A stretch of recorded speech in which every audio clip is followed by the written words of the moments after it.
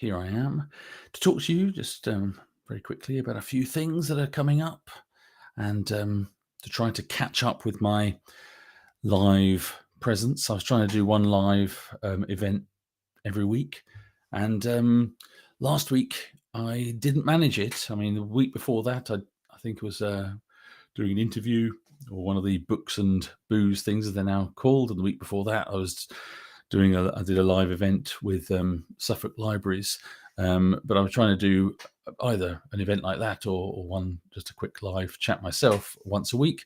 And there was nothing in the last 7 days, and that's because I got COVID, and so I was not feeling very well, and was coughing quite a lot until just a couple of days ago. So still not feeling great, to be honest. Feeling a bit run down and just a bit slightly weird, but feeling much better than I was a couple of days ago. Hopefully, thankfully, all vaccinated up, and the symptoms weren't too bad, I guess, but not hospitalized or anything. So there is that. And I wasn't able to really concentrate or write for a few days this week. But although not back to firing on all cylinders, I definitely feel much better now. Although if I do anything, and I think lots of people have said this that have had COVID, if I do anything really afterwards, after a few minutes exercise or doing any sort of, I mowed the lawn yesterday. It was sunny, and I thought I'll go out and cut the grass. And and we've got a small lawn; it's not very big, and it took me about 10 minutes, and I was just knackered afterwards. I mean, absolutely broken. So I needed to basically put my feet up for a couple of hours and have a rest afterwards. So it really takes it out of you.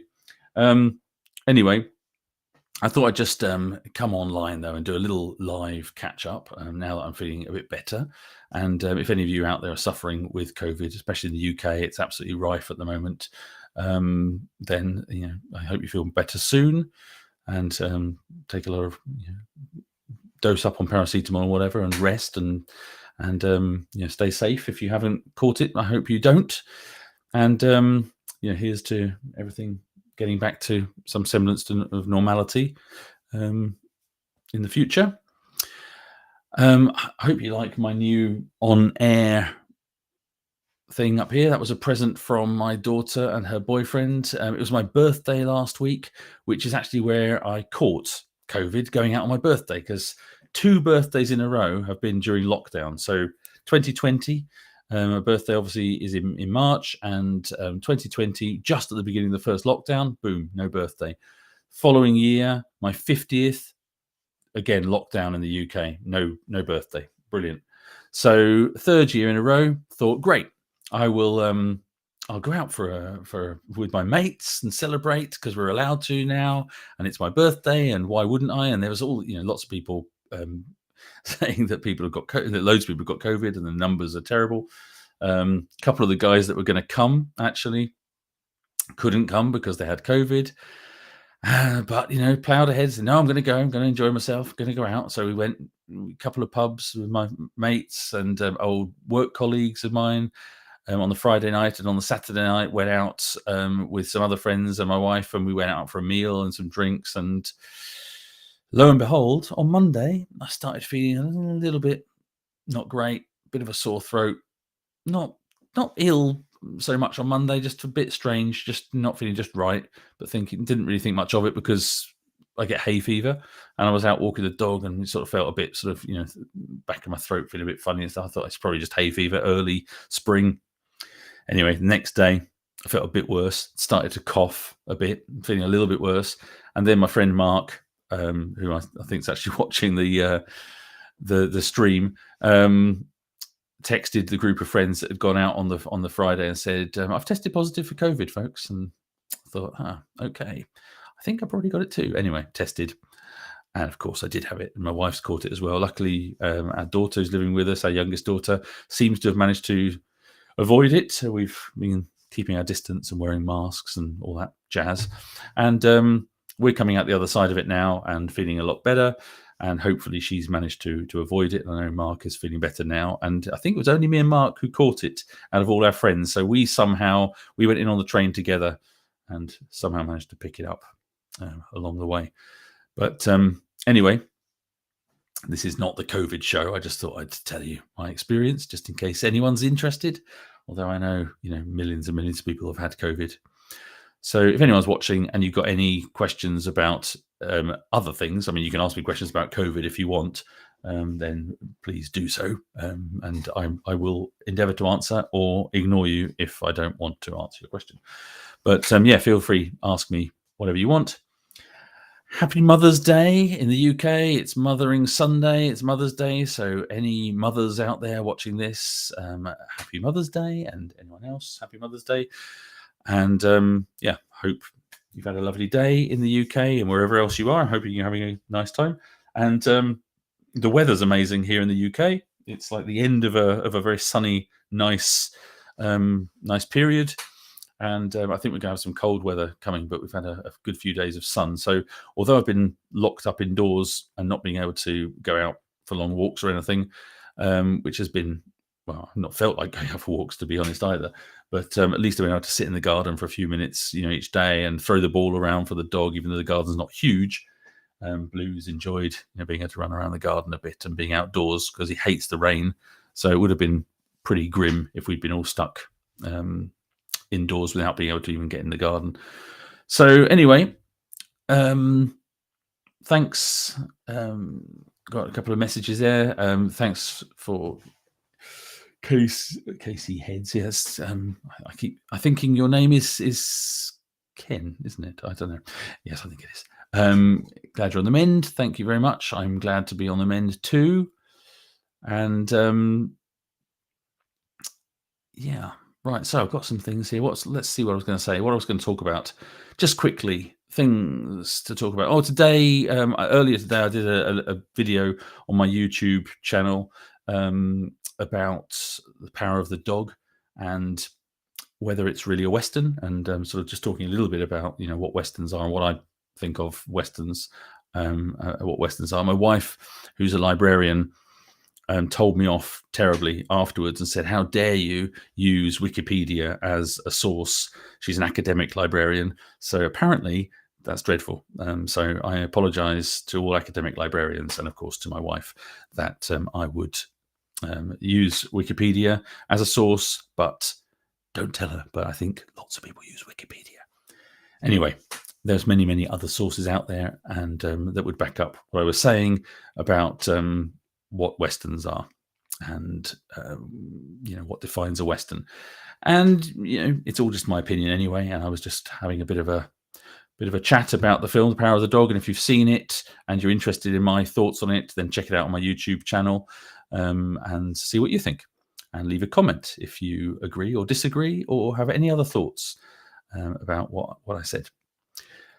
So just wanted to talk quickly about some upcoming events. So I've been doing these chats with other writers called, the name has sort of changed from Talking History to Books and Booze, seems to have become the new name, as I've discovered that pretty much every time so far, it's been me with a beer and another writer with a beer. We've done Stephen Mackay and Justin Hill and Angus Donald and Giles Christian, and I won't be able to list them all soon because I'm planning on doing more of them.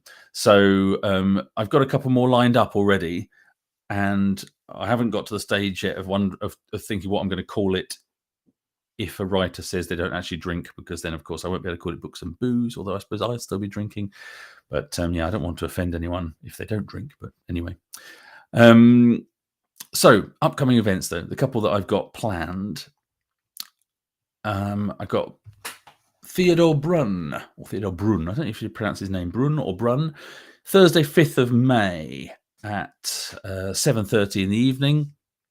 So Theodore Brunn is a great guy, a great author. He writes Viking Age action adventure series, which sort of, I think will be in everyone's wheelhouse if you like my books, called The Wanderer Chronicles. His books are, the first one is A Sacred Storm, and he's written a trilogy so far, and I think there's more coming.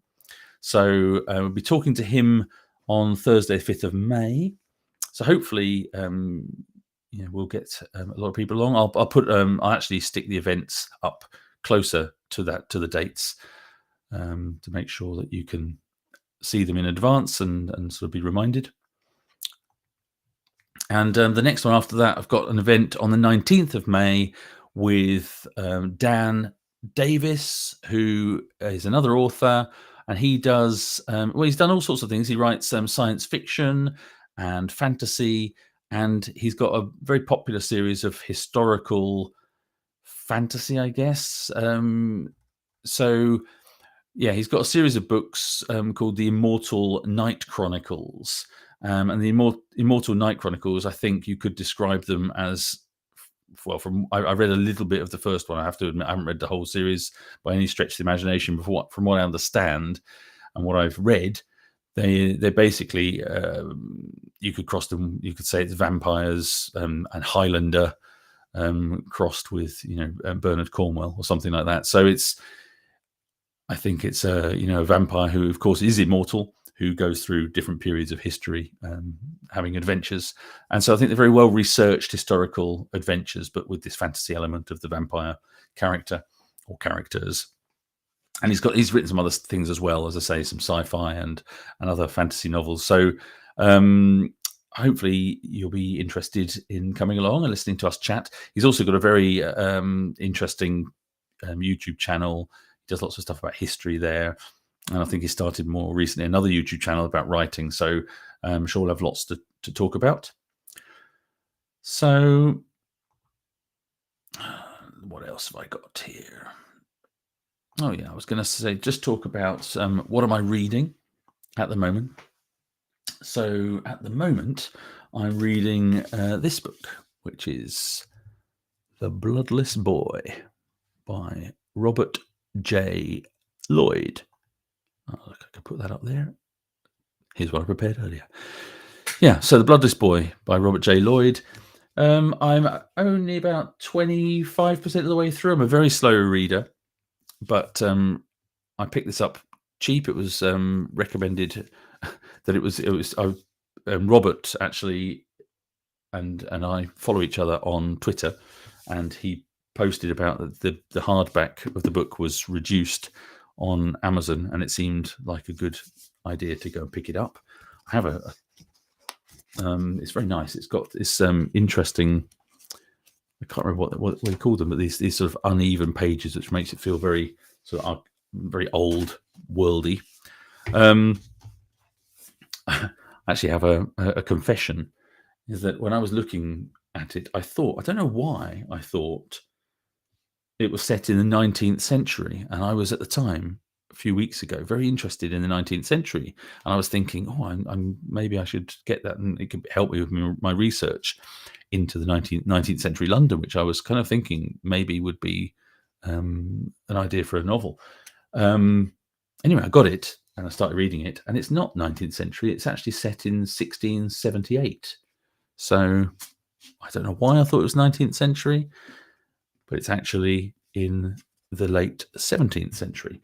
But it's very intriguing, very well written, seems to be very well researched, and I have no idea where it's going, but it's a whodunit crime thing, very sort of reminiscent of, I suppose, a 17th century Sherlock Holmes, really.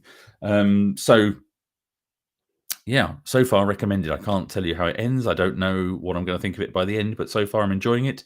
And I'm interested as well in Robert's story, and maybe I'll invite him on for a chat one day as well. Because I think, like me, Robert started as a self-published writer and then got picked up by a traditional publisher. So I'd be quite interested to talk to him about that and how that panned out. So one day maybe I'll invite him on and we can have a chat. So I think he's got the paperback coming out in July, so maybe that would be a good opportunity to have a chat then. I will reach out to him and see. So there's that. And the last thing I thought I would just talk about was the latest research books that I've got, which are, well, all the three that I'm going to show you now are books that I actually got given for my birthday last week. So from family and friends. And they're all things I've asked for, and give you some indication of where the books are going, I guess. So yeah, this first one, Pilgrimage to Rome in the Middle Ages by Deborah J. Burch. So yeah, I haven't started reading any of them actually yet, but this looks interesting, and this is very useful. Anyone who's read the Benicia Chronicles will, if you've got to the end of book 8, this won't come as a surprise that I'm reading this, and I'm writing. I'm very close to finishing book 9, Forest of Foes, at the moment. So Forest of Foes is pretty much in the can. It would have been finished, I think, this week actually, if it wasn't for COVID knocking me off schedule. So I couldn't write for a couple of days, and I probably three or 4 days this week I didn't really do much. But I've got back into it on Friday. I did a bit of editing, and I've been putting off. There's one big scene that I kind of need to rewrite that I know doesn't quite work, and I thought I need to jig it. So I've been kind of putting that off, and then I need to write the author's note and the acknowledgements, and then that's it from me, and then it goes off to the editor. So this week coming, so from tomorrow onwards, I should finish that by the end of this coming week, and send that off. I'm looking forward to getting that out of the way, because to be honest, I'm at that stage where I'm kind of fed up with it and I'm done with it now, and that's a good time to get rid of to get it out there and get rid of it, and it will come back. They bounce back, the books, and obviously then there's edits, and my editor will ask me to change things, I'm sure, and at that point I'll have to make changes. But at this point I'm kind of done with it, so I'm looking forward to just getting rid of it. I'm going to think about, actually I thought the other day, I opened up a new I've got lots of notebooks, and I'll show you this. This is the notebook that I've been using for a few years now. This is a present. I think it's from my sister for Christmas a few years ago. It's got the Baratheon thing on. I got this years ago. I might even have the date. I might be able to tell you when I got it, but I don't know. Maybe not. Did I put a date in the front or anything? No. Well, but to give you an idea, at the very beginning, you see that at the top there? I don't know if you can see that. Ideas for book 4. So this must have been a few years ago. These were ideas for book 4. Sigebert, Penda, all these things. So I've had this since before writing Killer of Kings. First date I can see is in 2016, actually. That's a plan of my delivery dates of the number of words I'm going to be writing each month. And anyway, this book is pretty much full now of notes. So I've been using this for the Benicia Chronicles. I think I've been using it for this one. I'm just going through to the end here. So I've got notes for the Forest of Foes, which is obviously 2022. So that's sort of 5 years of notes there. So I've got lots of notebooks, and I thought I'll open a new one. I'll take a new one that I think I bought this cheap a few months ago, because I'm always buying pens and notebooks anyway. And I'll give you a quick look. I'm not going to let you read that. But anyway, got some ideas for a new novel. So I started doing that earlier this week. So other research books, though. So let's see. The Inheritance of Rome, History of Europe from 400 to 1000. That's Chris Wickham. Again, hopefully that's going to be useful for future novels. And the third one that I got is this one, The Wolf Age, which is, I believe, translated from Swedish, I think. It's definitely translated. I think it's Swedish. Anyway, it's all about not just the Vikings, but the different seafaring nations of the early Middle Ages, and so I'm looking forward to that. Sorry about that. A lovely map in here. I'm particularly interested in it. On the back, it says The portrayals of the Caliphate in Al-Andalus and of the Anglo-Saxon realm alone are worth the price. So I'm hoping that those things will be useful. So yeah, I do like the cover, The Wolf Age. If anyone's read that, let me know what you think. But these are all books that are going to be useful for future novels that I'm going to be working on. As I've mentioned before, I'm going to be working out the synopses of probably 3 different novels. A new one for either a new series or a standalone, and one of the Benicia Chronicles and one of the A Time for Swords series. And I'll work out those 3 and then start planning, which one to work on first. So, Night of Flames, the second one of A Time for Swords series, has been out now for 3 weeks, just over 3 weeks, and has over 300 ratings on Amazon. So thank you very much to everybody who's bought that and already read it and reviewed it. If you haven't reviewed it yet, please consider spending a couple of moments and just going in and leaving a couple of lines. It really does make a difference. And the last couple of reviews, I'm sad to say, have been quite negative, and it's terrible. I'm not really going to cry, but yeah, it's part of being a writer. You have to learn to roll with the punches and get thin-skinned. And my wife always says, don't read the reviews. And lots of people say, don't read the reviews. But I don't know any writers that don't read the reviews. And especially when a book's only been out for a few weeks, you cannot help but read the reviews. And I guess it might be different if my books were selling like J.K. Rowling's or something, and you had, 30,000 reviews, then obviously you're not going to read them all. But when you still can see the reviews and they're in sort of double digits, or you can see them coming in sort of one every couple of days, it's very difficult not to pay attention. And the last couple, have been a bit negative. One star review. Seriously, thanks. Anyway, he didn't even finish the book either. That's always painful. So if you have got nice things to say about the book, please leave a nice review, because it will cheer me up.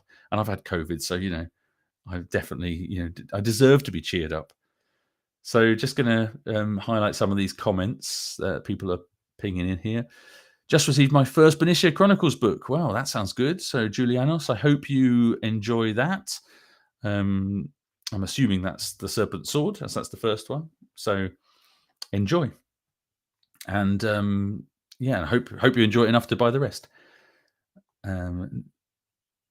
Happy belated birthday from Nikki Henderson. So thank you very much, Nikki Henderson Reekman. Trying to pronounce the surname. Thank you very much. Another thing from Julianos saying, have you read Livingston's Brunanburh? Well, Brunanburh, I don't know how you pronounce the name. I know the battle, but I don't think. No, I haven't read it. I don't know. I haven't read it. No, I was going to say I don't think I've read it. No, I know I haven't read it. So maybe that's what I need to look at. Obviously, it's a little bit later than my period, so I'm focusing very much on slightly earlier history. But that's something maybe I'll have to look at in the future. Okay, when will book 9 be out? Craig asks. So book 9, Forest of Foes. If everything goes according to plan, the publication date is set at the beginning of December 2022. So, and hopefully the audiobook will be out at the same time as the ebook and the hardcover. Now, for anyone watching this, I was just thinking about the hardcover, and there's been all sorts of shenanigans going on about paperbacks not being available or not being available for pre-order in the UK. And someone contacted me the other day from Australia and said he couldn't order the paperback. And in Australia, normally the paperback is a larger form paperback, which is kind of instead of the hardback. And I got some email back from the publishers telling me that the release date was later. I can't remember now. In Australia, let me just see if I can dig that out, actually, in case anyone's interested watching this. But yeah, basically, there seems to be lots of problems with delivery, with books not being ready to be shipped and stuff. And the audiobook, it made me think about this. The audiobook for A Night of Flames is now available for pre-order and is out on the 7th. I think it's the 7th of April. So if you want that read by the great Barnaby Edwards, then please, you can go off and pre-order that now. Should be great. I've not heard it, but Barnaby does a great job. He's done a great job of all the other books. I'm sure he will do a great job of that one as well. And he said he really enjoyed the villain in it. So it'd be fun to hear what he's done with that.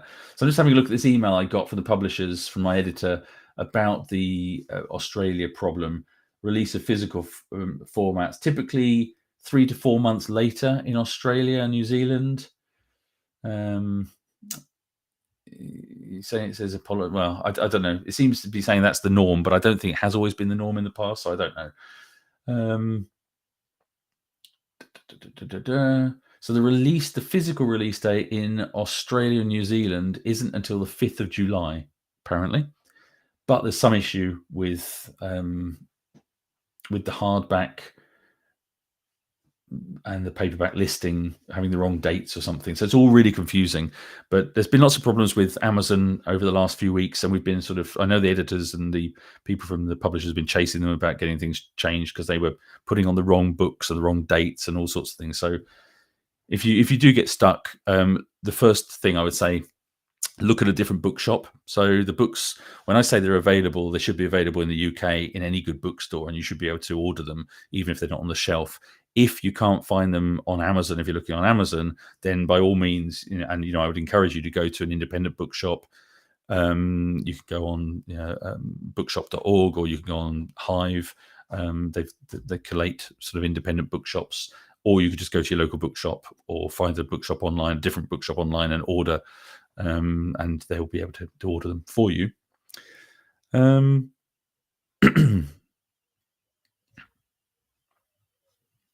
Julianus says, "You're a great writer." Well, thank you very much.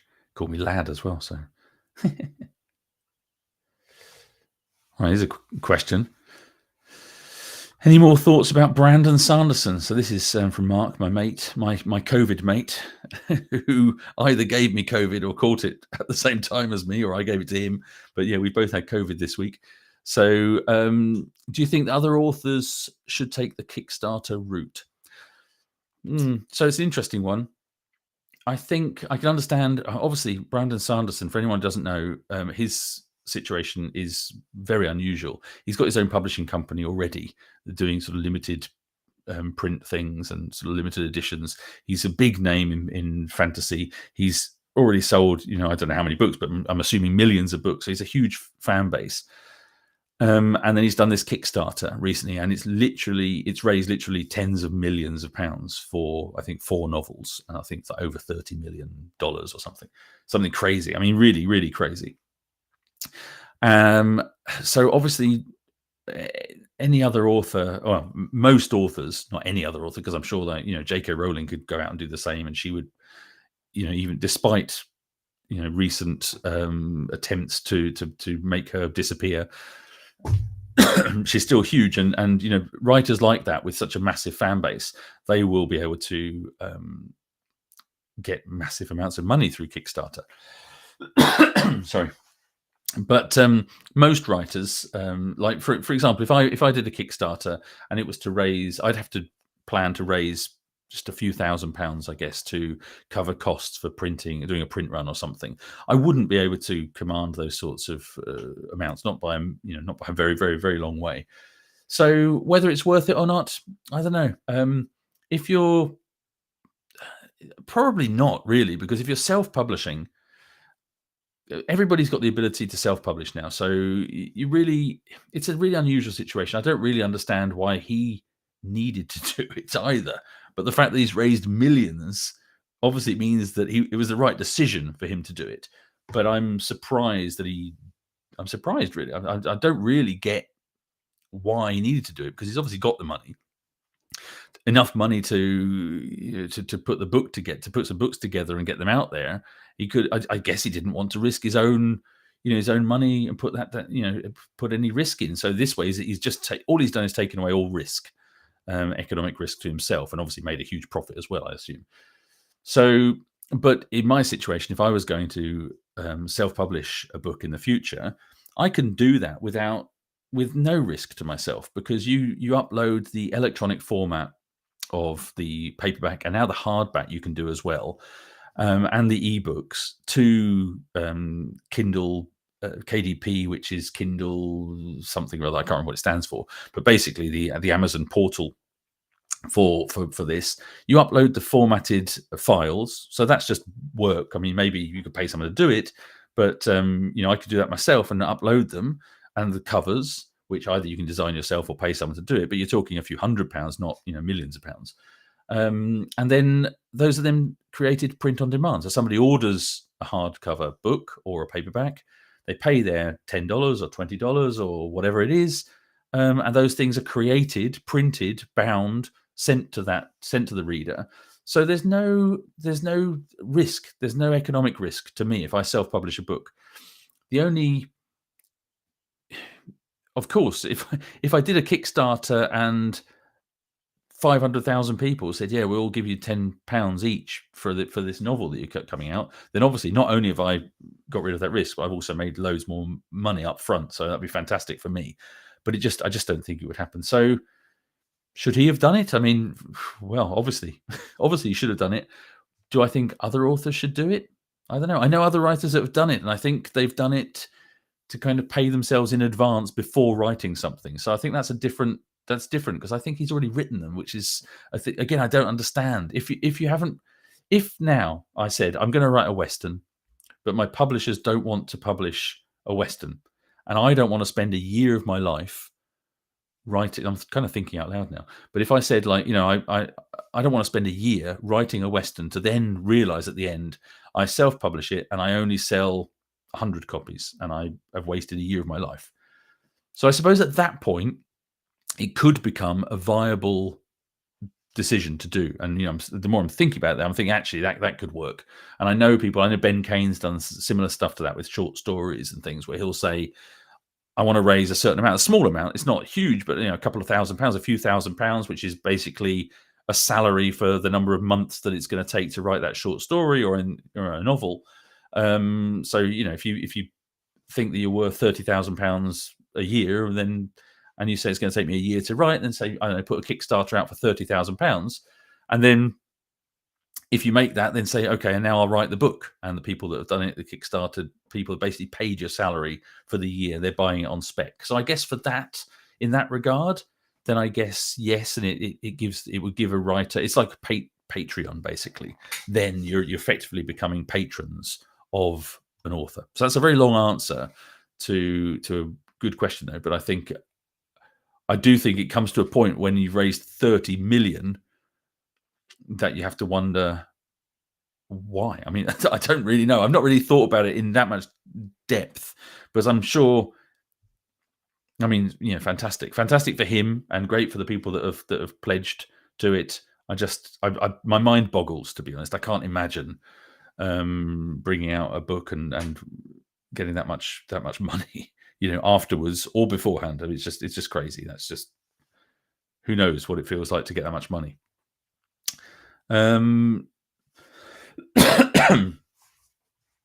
look, nice comment here from Terry Boudel. Reading, or Boodle, I don't know, Boudel. I'm going to say Boudel. Sounds. Reading Night of Flames at the moment. Your best book yet, I think. Loving it. Well, thank you very much. And when you finish, please leave a review to that effect to cancel out that horrible 1-star review that I got a couple of days ago, which not very nice to receive. But hey ho, it's not everybody likes every book. The Age of Arthur, Mark Morris. Okay, I've not. I think I've heard of that one. I mean, I know Mark Morris's. I've got Mark Morris's latest Anglo-Saxon book. What's it called? The Anglo-Saxons. Yeah, I've got this one, the Anglo-Saxons, the history and the beginnings of the history of the beginnings of England. Yeah, which is okay. I mean, I've read a bit of it. It's all right. I can't believe it sold as well as it did and got such rave reviews, because in the end, it is just a summary of everything else that's, basically I knew everything that was there. I'm kind of reading it. It's just narrative history that it's not bringing much. It's not bringing anything new to the table. So yeah, it's interesting. It's nicely put together, but I'm surprised that it did quite as well as it seems to have done. But that's the vagaries of publishing, I guess. Comment here. Got a copy of The Wolf Age. I'm currently on chapter 20 of Night of Flames. I'm thoroughly enjoying the book. Give it 5 stars. Well, if you give it 5 stars, I think there's some more there I missed out. Nope. Okay, well, great. I'm looking forward to that 5-star review. I'm glad you're enjoying it. It's funny when you write these books. When I write a book, by the end of it, I invariably think that the book I've written is totally rubbish, and I'm not just saying that. And I really do, and it's strange because I've always I've got quite a big ego, and I'm normally not worried about things, but with writing, I think it's because it takes so long, and it's very difficult to become objective, or not to be subjective, not to sort of get worried about it. And so by the end of it, when they go out, and this one's the longest book that I've written. And yeah, I was quite worried about it, really. So I'm glad that it's getting a very good reception. Quick question here about from Craig again, asking about will there be a prequel to Wolf of Wessex or a number 2? I don't know. Who knows? Who knows, Craig? You have to just keep watch this space. Maybe one day. Never say never. I mean, I think about Bernard Cornwell and the Sharp series. He's written all these books and writes a whole series of Uhtred books, other things, Fools and Mortals and all these things. And then suddenly comes along and writes another Sharp. I was going to say, I hadn't heard of that. Right, okay, that's interesting. So yeah, so he then comes along and writes another Sharp book, and then he writes, and he said he's got another Sharp book coming out now. So who knows? It's possible. I've got some ideas for how to loop him into a prequel story and things, but you'll have to wait and see. Just keep reading my books and see. So yes, a quick clarification from Juliana's here saying John Morris. So it isn't Mark Morris. It's John Morris, Age of Arthur, which now makes me think maybe I've even got the book. Have I? I reckon I might have it, somewhere up here. Oh, I have got it. Well, I have got it. It's on the shelf. I can't get it out because I'm going to knock my on-air sign down. But yeah, I've actually got it. That's why it's familiar. Yeah, so I've got the John Morris book. So yeah, I didn't think Mark Morris had written it, but it's difficult to keep up. Arthur's Britain. I think I've got that up there as well. I've got so many books. I mean, if you can have a look on, you can see the shelf. These are all my research books, and there's another couple of shelves down below that you can't see. These are all research books for the Benicia Chronicles mainly, but some of them are for the Time for Swords series as well. But mainly, it's all Benicia Chronicle stuff. So that's stuff that I've accumulated over the last 20 years, I guess. But yeah, so pretty much any book that I can. Obviously, there's loads more books than that available about that time, but I do cover quite a large gamut of things now, so I don't need to pick up new books all the time. Anyway, I think I've covered everything I wanted to cover. I've answered questions, so thank you to everyone for popping in and having a quick chat. Juliana's got one more question here, which what were your studies? I'm guessing you mean what did I study at university or something like that. Well, I've covered this before in other chats, but basically I failed history at school, failed English as well, and I went on to do a degree in IT and computing. So that's my background. My background is and at school I was into theatre and art and then went on to study a degree in computing. So yeah, I did a bit of programming and software design and things like that. And then went on and worked in IT for about 20 years, nearly 20 years. And then moved into writing historical fiction. So that's the strange vagaries of life. Sorry about the cough. That's the leftovers of COVID. And on that note, I think I should probably go and get a drink to wet my whistle. So thanks everyone for dropping in. Stay safe, get well if you're suffering from COVID like I have been. And steer clear of COVID if you possibly can, because it's not much fun. If you haven't already, go and get your booster shots and your vaccines and everything else. And stay safe, have fun, have a good rest of the day. Happy Mother's Day. Keep reading, happy reading, and I'll speak to you again soon. Bye-bye.